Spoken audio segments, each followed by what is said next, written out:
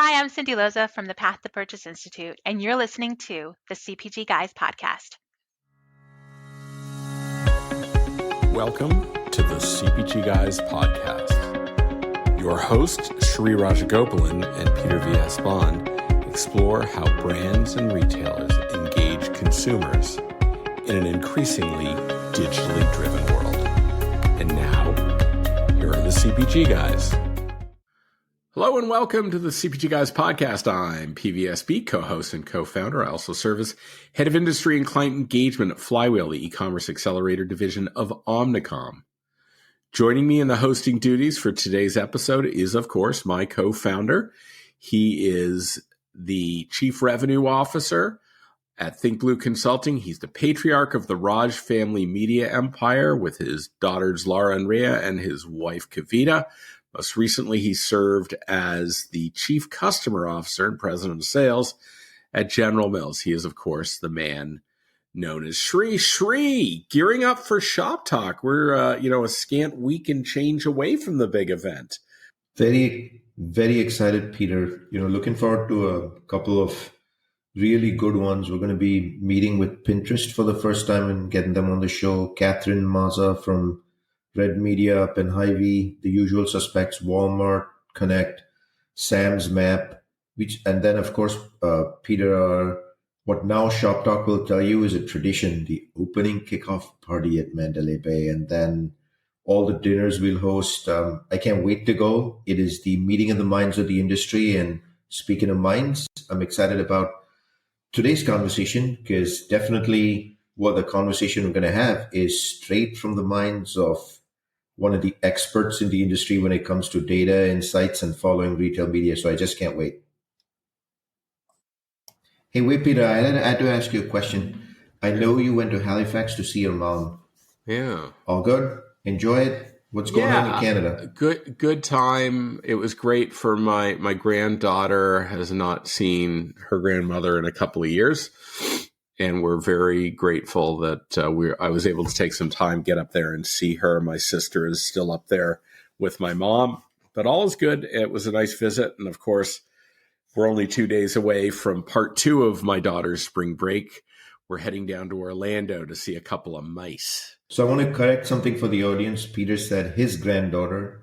It's his daughter and his mom's granddaughter. That's right. Her grand. As far as I know, you don't have grandkids. No, I don't. But it is my daughter. Nadia and I are heading down to Orlando. We're going to do 2 days at Disney, one at Universal, seeing the Wizarding World of Harry Potter, probably a day over at SeaWorld. And then we're going to go down to Vero Beach and see some friends of ours. So we've got a action-packed 6 days in the Sunshine State. Should be a fun time. Down to Vero Beach, pictures are mandatory of the food. We're gonna. My friend Scott owns a restaurant on the water called Citrus. It's one of the best restaurants in the state of Florida, and I have no doubt he will not disappoint when we show up. So I'll take lots of food pictures. Hey, Shri, before we get to our guest, a few housekeeping details. To our audience, please make sure you are subscribing to our podcast on your favorite platform by clicking the follow option. And if you listen on Apple or Spotify in particular, please leave us a rating.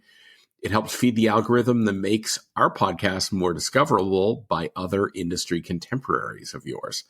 While you do, please leave us a review so that we can tailor the content we discuss on this podcast to suit your interests. And we'll remind you that today's episode is part of our Women's Month series, where each guest this month is an accomplished leader in our industry, just happens to be female.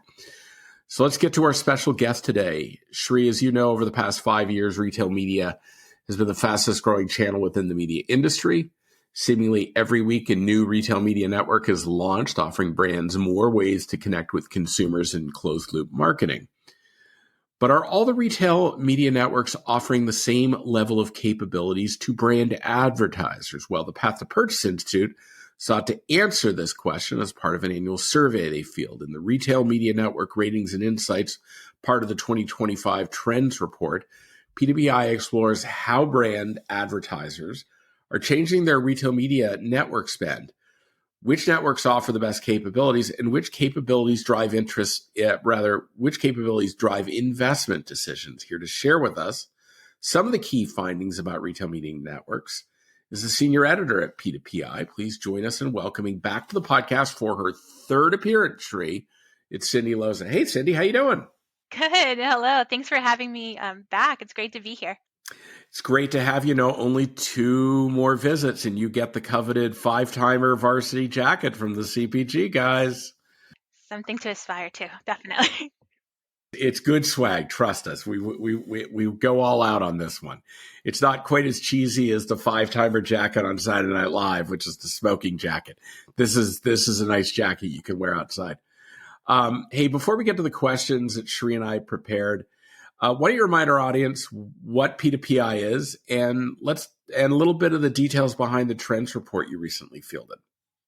Sure. So the Path to Purchase Institute is a publication and member organization that has been serving the needs of the commerce marketing community for more than 30 years. And we do this in a variety of ways. We have share groups, on-demand educational courses, webinars, newsletters, our website, p2pi.com, and in-person events. Our next event is actually our huge Retail Media Summit event, and that will be held in Rosemont, Illinois from May 6th to the 8th. We also produce proprietary research reports. Our longest running research report, hands down, is our trends report. We've been doing it for something like 30 years now. And then for that report, we poll our CPG brand community to really examine and look into the major trends and issues affecting them and the commerce marketing community. The first half of the trend survey dedicated to retail media was just released in February with our first ever sponsor, TransUnion.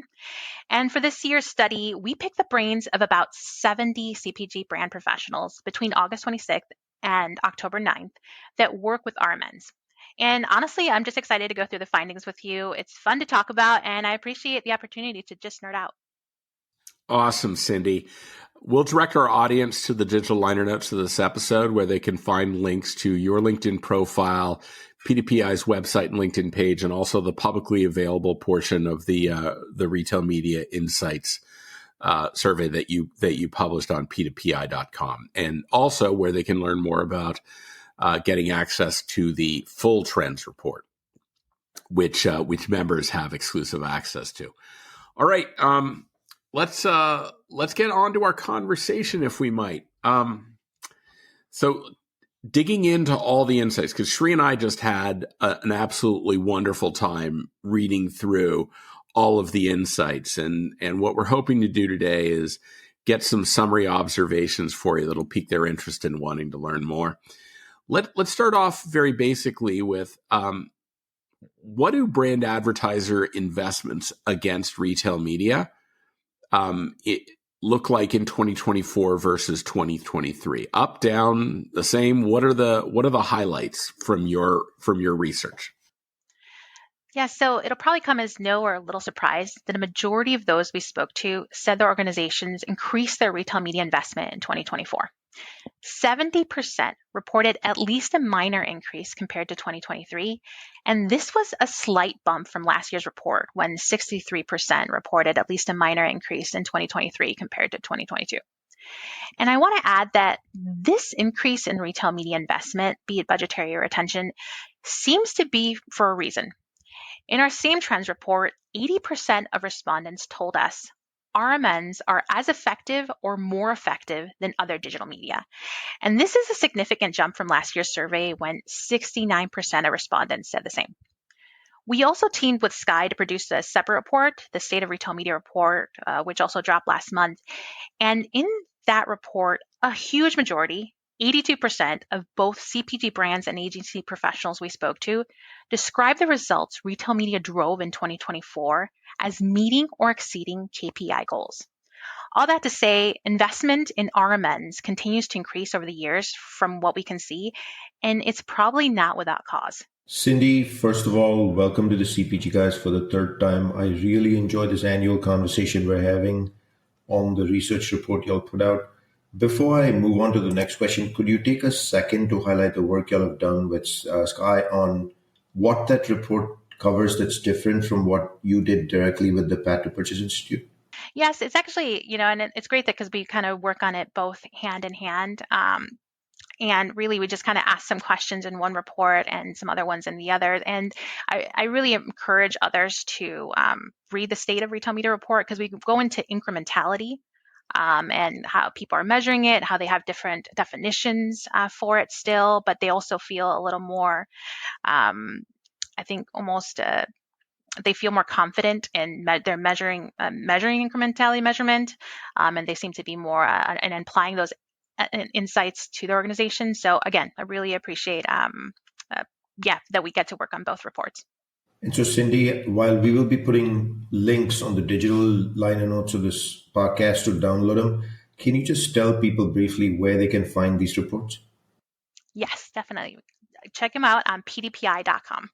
So for folks listening in to our episode today with Cyndi, y'all know the importance of retail media today.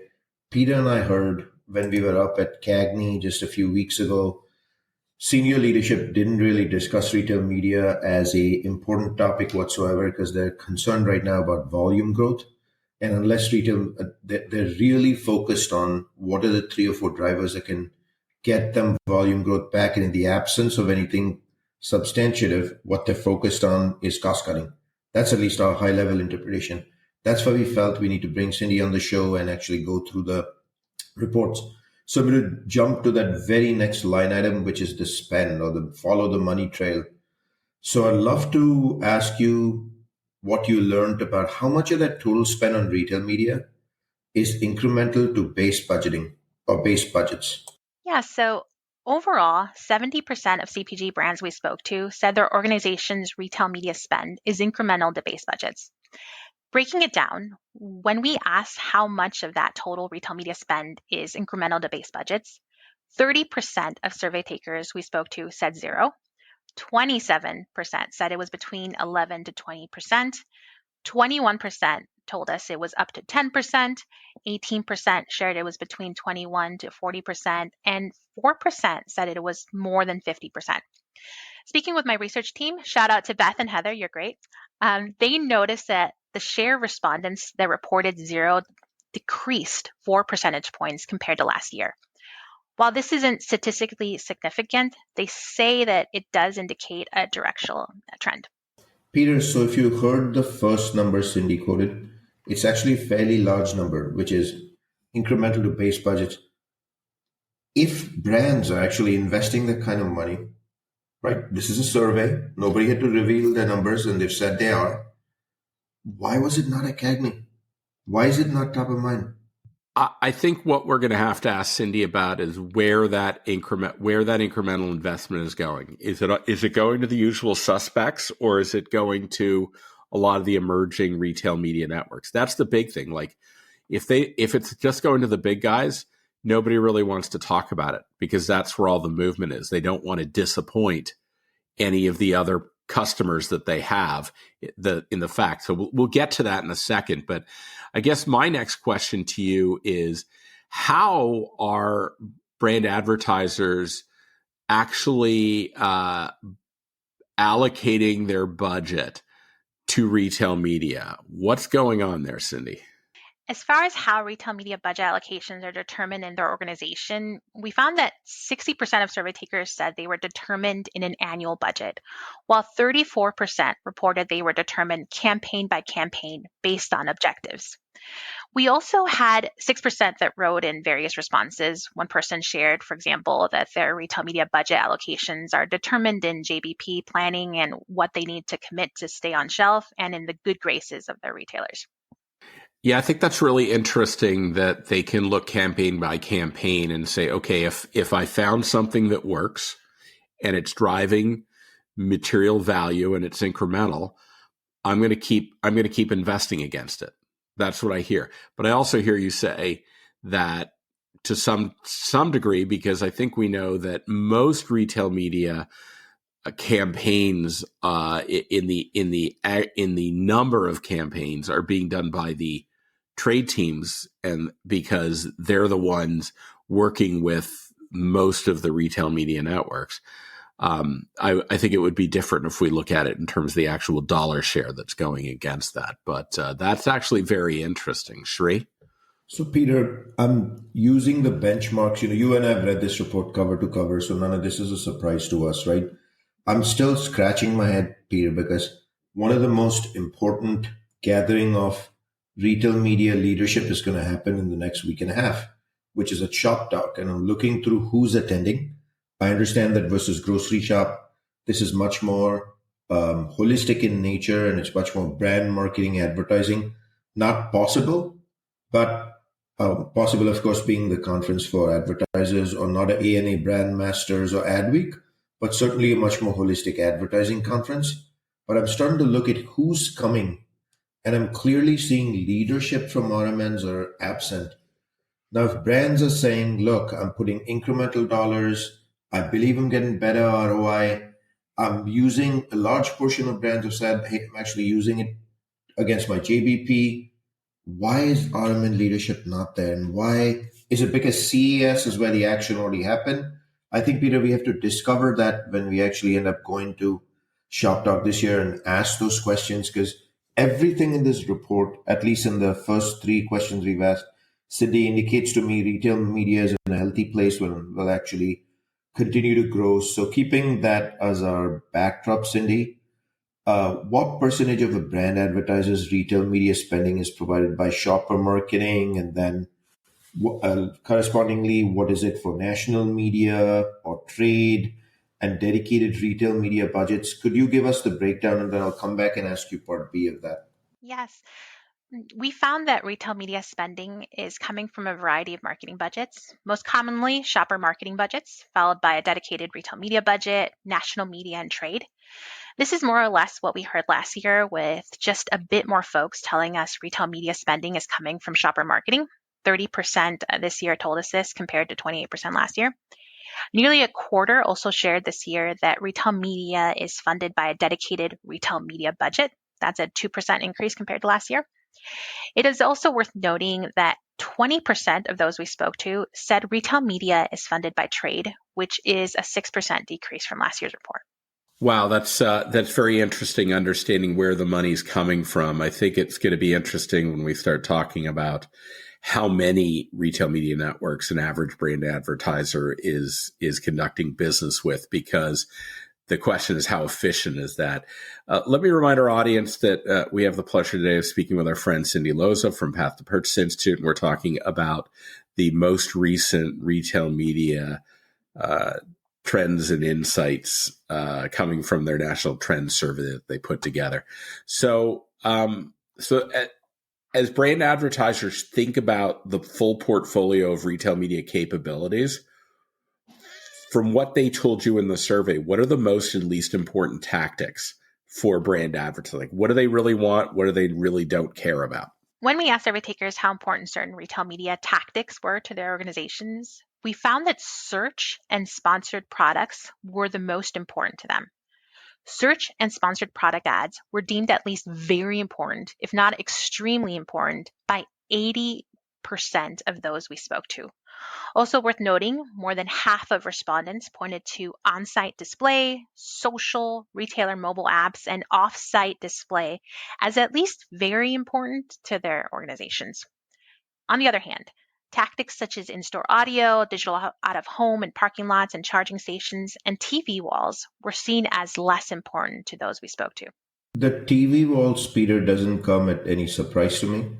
I don't think this whole notion of in-store TV, etc., is still picking up. Really, streaming TV still it's unpersonalized, right, Sri? What I hear is the tactics that aren't personalized are less interesting to the advertisers that are growing quite accustomed to highly personalized, search capabilities, right? That's a real issue. Honestly, Peter, I feel streaming TV has to take off first before TV walls, static TV walls become relevant in the first place. But I still feel, Peter, the usual suspects are what people are saying are important, like search rising up to the top, display on-site first, then off-site. Like literally, if you and I were to predict how this would go, it's literally played out that way, right? I'm still scratching my head in absolute puzzlement. I just came back from the Commerce Media Brand Summit, right? And pretty much these are not leadership for brands, but these are the actual hands-on keyboard who are running these budgets every single day. Those are the people that came. I got to listen to a lot of the panels. I got to interact with a lot of people there. We even recorded a couple of podcasts there. One was with Chelsea Alexander that we just released a week or so ago, and to come with Michael Luckier from IGA, Independent Grocers Association. And the conversation still said, it is a chaos. It's a mess. We don't have networks, frameworks. We're pulling back. But then privately, people are, what we're learning is the investment is going up by the day. I mean, would you have, if I had asked you independently, Peter, tell me what are the most least and important tactics? Wouldn't you have said exactly what the survey said? Yeah, I mean, obviously search is going to be top of mind because it's quick, it's direct. There is no interpretation. You get an absolutely accurate measurement of ad serve and conversion, typically within within about 7 hours, even shorter, maybe even 2 hours. And you can measure it very effectively. The further you go away from the bottom of the funnel, the longer it takes to actually get a measurement as to the conversion. A typical conversion when you're doing offsite takes more than 7 days to actually take place. I think you're 100% right, Peter. The reason why people hold on to search, you can connect it directly to a ROAS that I personally believe once upon a time was everything, and now kind of artificial inflation of dollars. I'm going to add one more reason, Shri, and we're going to get to this, but most of the advertising in retail media is handled by the customer teams, the teams that call on those retailers. What are they focused on? They're focused on conversion at that retailer, right? So they're not going to spend an enormous or an inordinate amount of time working on brand building. They're going to work on sales conversion. And that's why search is so, I believe, why search is such a dominant component of the investment portfolio. I think we've kind of been advocates of measurement for retail media needs to be anchored on brand objectives. But to measure that, Peter, the campaign has to be developed based on brand objectives first. Leader after leader after leader from CPG says, I'm losing households. My volume is bleeding. It absolutely has to be anchored on brand objectives. And if you want to gain households back, sometimes that might actually be impressions. What a dirty word, Shri. Impressions for retail media. That's what brands need today. It isn't just about that's the what you low need funnel for dollar. upper funnel. For upper funnel, when you're doing discovery, impressions is the key metric. You're trying to create awareness, right? Or even PDP hover time coming from a retail media ad click. Like, why isn't that measured? Because that means consideration. And I think the point we're trying to make here is pretty straightforward, Peter, that the measurement needs to follow what brands need today, and correspondingly, tactics need to be those that actually can deliver for brands today. All that said, Cyndi, I'm going to ask you a chaos question right now. Lots of conversation, way too many retail media networks. And then Peter and I look at reports. We see 77 cents to the dollar is really going to Amazon ads in retail media. Walmart connects the next in line, and Instacart has a piece of that pie, and then it's everybody else.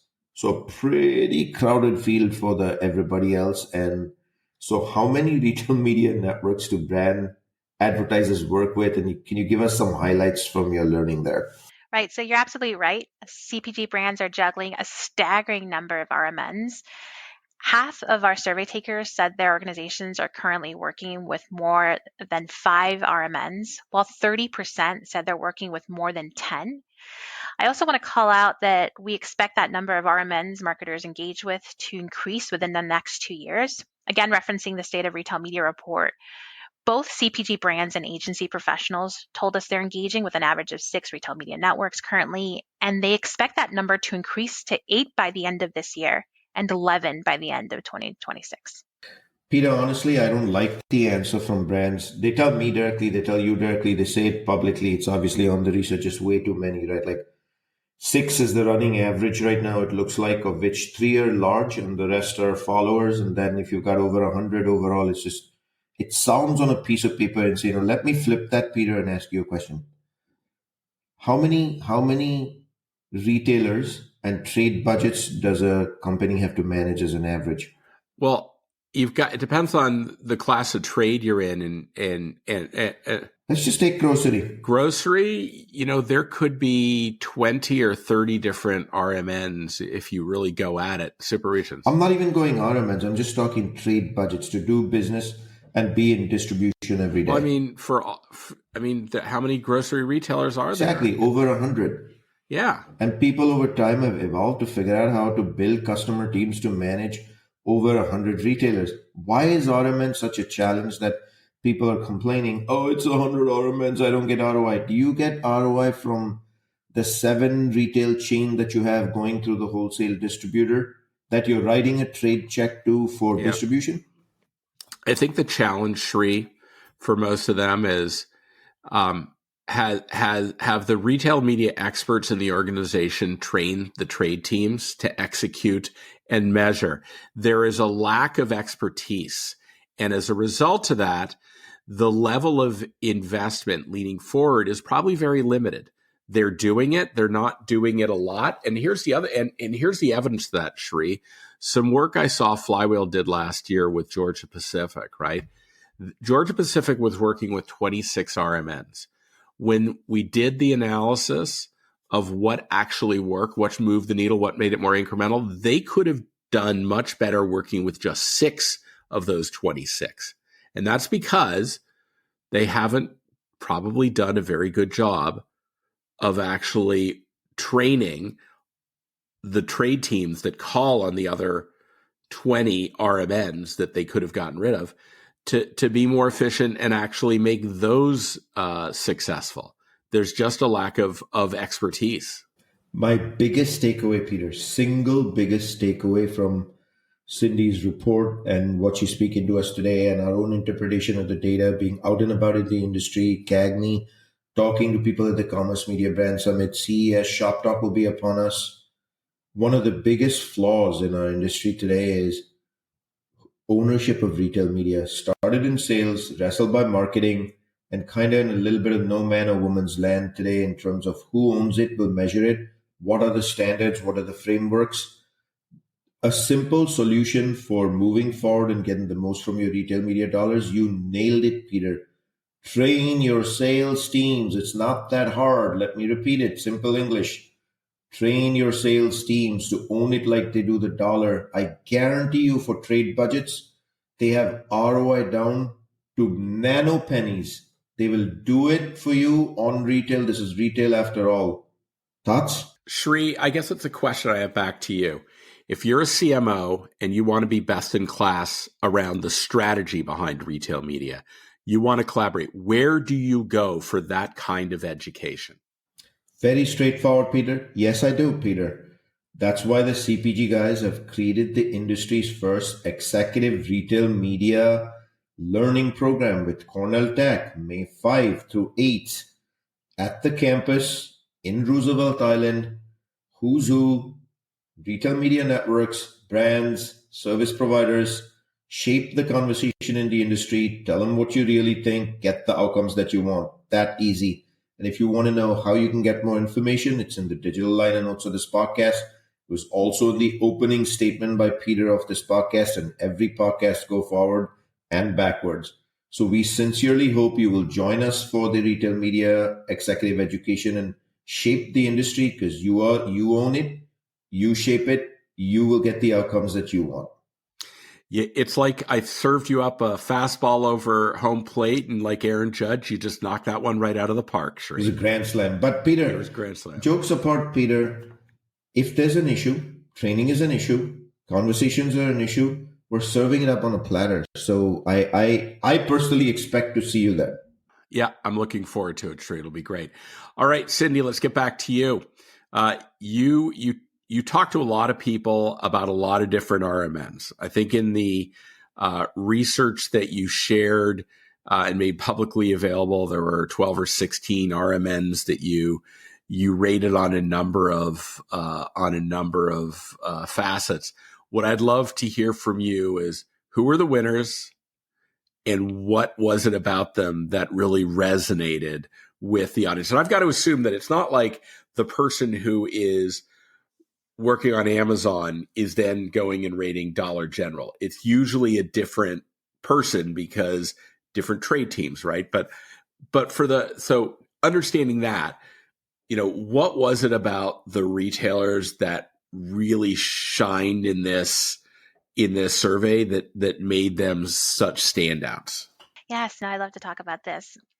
So as part of our trends report and for the sixth straight year, we asked survey takers to rate the retailer media networks that they work with based on their relative strengths across 7 key performance metrics. Those metrics are targeting effectiveness, measurement capabilities, ROI, data sharing, sales growth, creative freedom, and traffic driving capabilities. We actually rated about 25 networks, but the other results are on for members only on pdpi.com. Now, it's hard to choose a clear winner because it can really vary based on what metric we're looking at. I can say that at least 68% of respondents who worked with Amazon, Instacart, Sam's Club, Walmart, and Kroger gave those networks at least a good score across every metric I mentioned. Now, if we're looking at leaders among those 7 metrics, Amazon led the way in measurement capabilities and data sharing with 86% or more of respondents giving the network at least a good rating in those categories.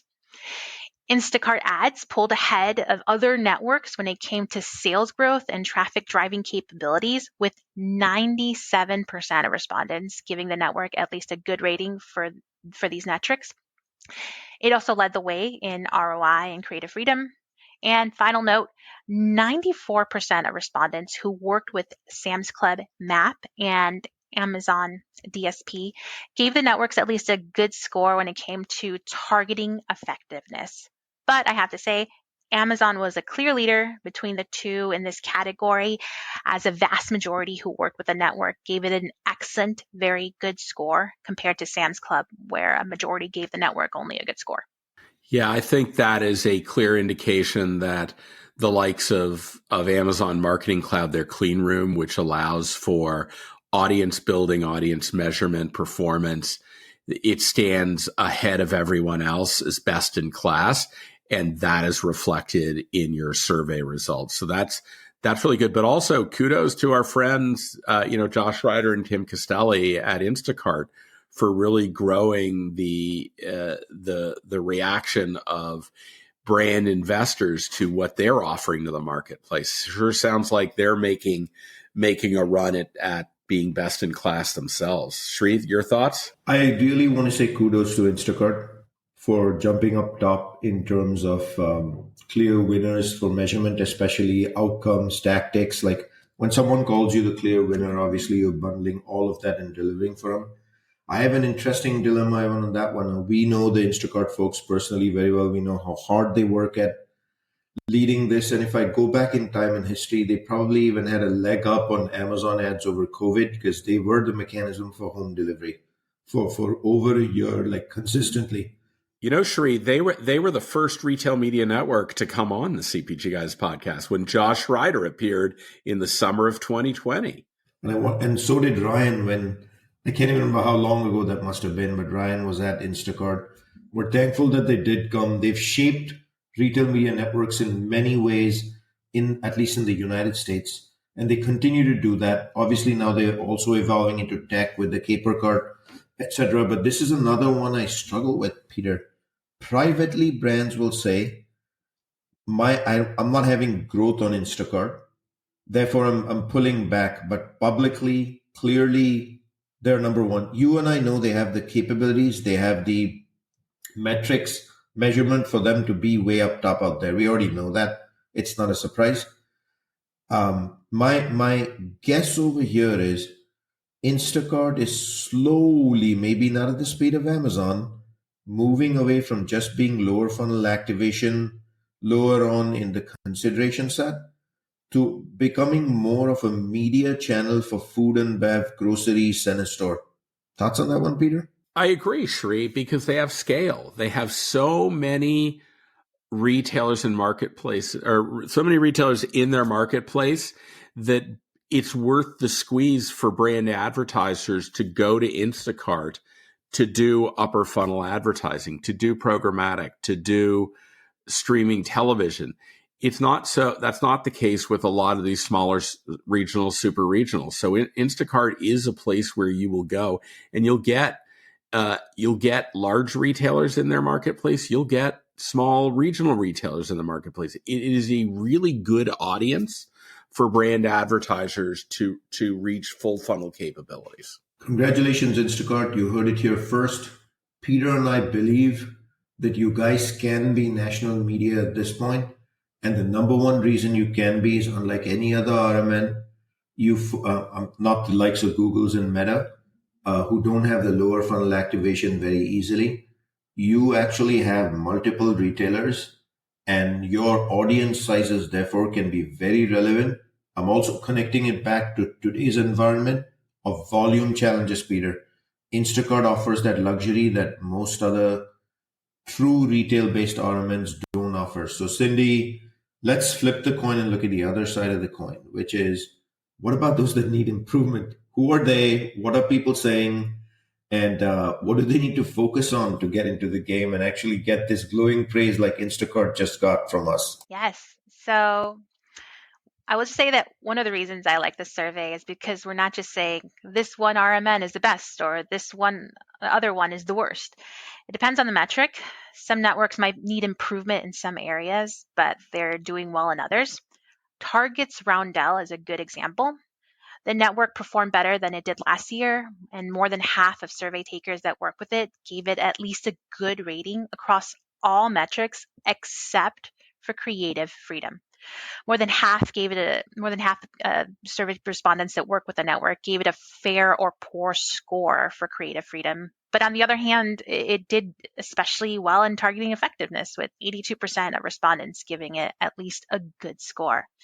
I'll just say that I encourage everyone to check out all the results of the trends report on pdpi.com. We only shared results for 16 RMNs in the main article, but members of PDPI can access all the results and findings within the members only resources section of our website.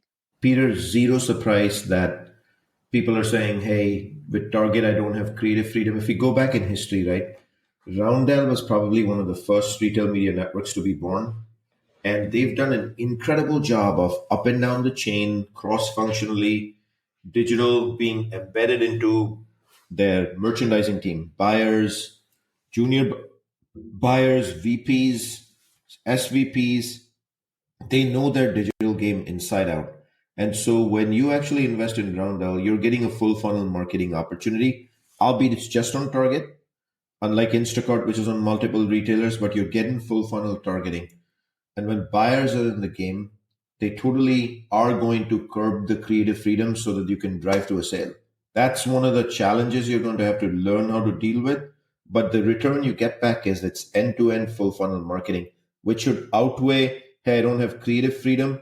But then about 5 questions ago, I said it needs to be brand objective based. So it's probably a moment for Roundel to reflect and say, hey, let's design a full funnel campaign where the ultimate goal is lower funnel activation, but it's based on brand objectives and meet brands halfway on this. But net, I understand the reason why, Peter. Would you agree? Yeah, I would. And I would also say to those RMNs that did not fare well, particularly around areas of targeting and measurement, I would dive deep into these results, and I would spend the better part of the next couple months figuring out what do they need to do. Talk to your suppliers, talk to your brand advertisers, and ask them, what do we need to do to make this a more compelling offering for national brand dollars, right? What is it, a capabilities issue? Scale's another thing, right? Their ability to scale is going to be challenged by their ability to partner with other RMNs and make it a more national audience. But even within that, if they got low scores on targetability and they got low scores on measurement, you're not going to see a lot of brand dollars shopping around that RMN. So there's a lot of work that needs to be done, Shri. Do you agree? No doubt in my head at all whatsoever, Peter. I think this was awesome that Cyndi came on and gave us something to work with over here as we walk into Shop Talk. Yeah, and Cyndi, Sri and I are so greatly appreciative of the fact you took time out of your day to walk us through. We're going to make sure, as we said, we'll have links to the publicly available report and the digital liner notes to this episode where they can learn more about the overall trends report and membership in P2PI. Sri and I are going to be talking about this for days to come. We're so glad that you joined us today. Thank you. Thank you. Thank you. You guys are great to talk to. I always love coming on. And we love talking to you too, because you know what? We're a bunch of industry wonks, and we like to have a fun conversation. And this is you bring data to the table. That gets Sri and I every time. We're really excited about that. Thank you, Cyndi. So Sri, really great conversation with Cyndi. There is, though, a disconnect between what we're hearing from the hands-on keyboard people out in the field right now. This survey was taken, 4 months ago? I think the world has changed a lot in 4 months. And that may be some of the disconnect. I also question whether, when we talk about budgets increasing, whether that's all going to the two major players in this ecosystem, Amazon and Walmart. Could that also be a reason that while they're getting some increases, the other 100 RMNs are really, people are walking away because based upon a lot of the survey results we saw from Cyndi, they're not really pleased with the capabilities that those RMNs offer. What are you thinking? Peter, here's my struggle, right? The survey is the survey. The data doesn't lie. So we have to accept the data, right? And this is coming from hands-on keyboard. So I met a lot of these people at the Commerce Media Brand Summit, but I heard completely different conversations. I'm disappointed with my RMN measurement capability. I'm disappointed with my ROI. I don't have frameworks. I'm annoyed that every RMN has different measurement. I'm going to pull back. My boss wants me to. My leadership wants me to. Brand has taken over the budgets from customer teams. Generally, the word that came to my mind was we are entering a chaos zone. Follow me, Peter? Like a chaos zone, right? So there's clearly a disconnect between results, what people said 3 months ago, and today's reality. Of course, you and I are going to be at Shop Talk, and we're going to mingle with a lot of folks again. And a lot of those folks do actually own the budget and are hands-on keyboard. So we'll come back and decipher that here on the CPG Guys a little bit more. But for now, I'm puzzled. Yeah, we're going to have Data to doesn't lie. I want to acknowledge that. I agree with you.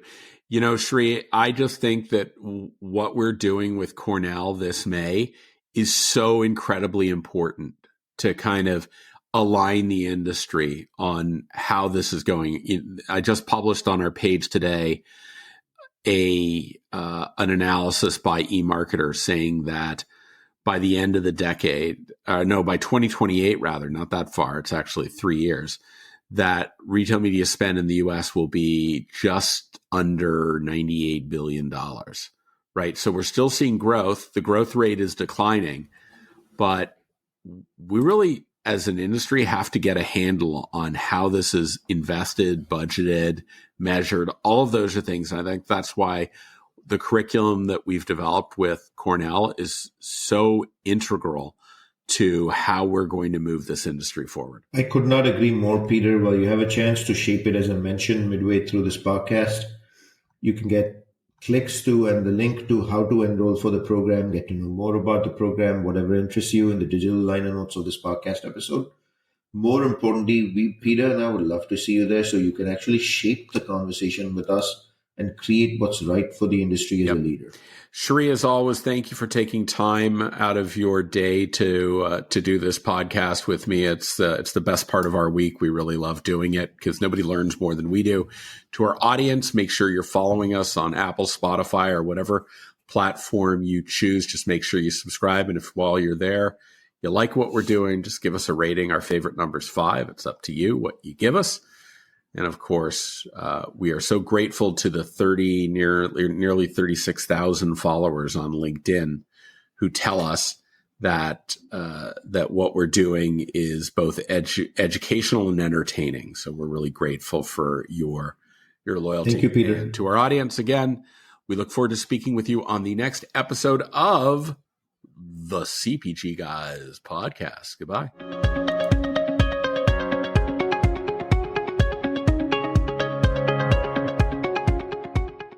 The content in this podcast episode is provided for general informational purposes only. By listening to our episode, you understand that no information contained in this episode should be construed as advice from CPG Guys LLC or the individual author, hosts, or guests, nor is it intended to be a substitute for research on any subject matter. Reference to any specific product or entity does not constitute an endorsement or recommendation by CPG Guys LLC. The views expressed by guests are their own, and their appearance on the program does not imply an endorsement of them or any entity they represent. The views expressed by CPG Guys LLC do not represent the views of their employers or the entity they represent. CPG Guys LLC expressly disclaims any and all liability or responsibility for any direct, indirect, incidental, special, consequential, or other damages arising out of any individual's use of, reference to, or inability to use this podcast or the information we present in this podcast.